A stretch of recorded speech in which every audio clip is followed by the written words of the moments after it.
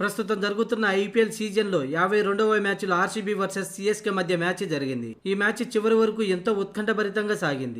Over కు చేతులు మారుతూ చివరికి ఆర్సీబీ 2 పరుగుల తేడాతో విజయం సాధించింది. ఇక ఈ విజయంతో పాయింట్ల టేబుల్లో టాప్ లోకి దూసుకెళ్లింది. 11 మ్యాచ్లకు గానీ 8 విజయాలతో 16 పాయింట్లతో టేబుల్లో టాప్ లో ఉంది. దాదాపు ఇప్పటికే ప్లే ఆఫ్ కు చేరుకున్నట్టే. మిగిలిన 3 మ్యాచ్ల్లో ఇంకొక మ్యాచ్ గెలిస్తే ఆర్సీబీ అధికారికంగా ప్లే ఆఫ్ లోకి అడుగు పెడుతుంది. మొత్తానికి సిఎస్కే పై ఆర్సీబీ గెలుపుతో పాయింట్ల టేబుల్ పరిస్థితి ఎలా ఉందో ఒకసారి చూద్దాం. ప్రస్తుతం బెంగళూరు 99% ప్లే ఆఫ్ కు అర్హత సాధించినట్టే. ఇక మిగిలిన 3 స్థానాల కోసం ముంబై, గుజరాత్, పంజాబ్, ఢిల్లీ పోటీలో ఉన్నాయి. ముంబై, గుజరాత్, పంజాబ్ ఒక్కొక్క మ్యాచ్ గెలిస్తే సేఫ్ జోన్ లో ఉంటాయి. 2 మ్యాచ్లు గెలిస్తే 100% ప్లే ఆఫ్ లోకి అడుగు పెడతాయి. అయితే ముంబైకి మరో 3 మ్యాచ్లు మాత్రమే మిగిలి ఉన్నాయి. ఈ మూడింటిలో 2 మ్యాచ్లు గెలిస్తే ప్లే ఆఫ్ లోకి అడుగు పెడుతుంది. ఇక గుజరాత్ టైటాన్స్ కు 10 మ్యాచ్లకు గానీ 7 విజయాలతో 14 పాయింట్లతో 3వ స్థానంలో ఉంది. ఇంకా మిగిలిన 4 మ్యాచ్ల్లో 2 మ్యాచ్లు గెలిస్తే ఈ జట్టు కూడా 18 పాయింట్లతో ప్లే ఆఫ్ కు చేరుకుంటుంది. ఇక పంజాబ్ జట్టుకు సైతం 13 పాయింట్లతో 4వ స్థానంలో ఉంది. ఆ జట్టుకు మరో 4 మ్యాచ్లు మిగిలి ఉన్నాయి. కనీసం 2 మ్యాచ్లు గెలిస్తే 18 పాయింట్లతో ప్లే ఆఫ్ కు అర్హత సాధిస్తుంది. ఇక ఢిల్లీ జట్టుకు మాత్రం మిగిలిన 4 మ్యాచ్ల్లో 3 విజయాలు సాధించాల్సి ఉంది. ఈ జట్టుకు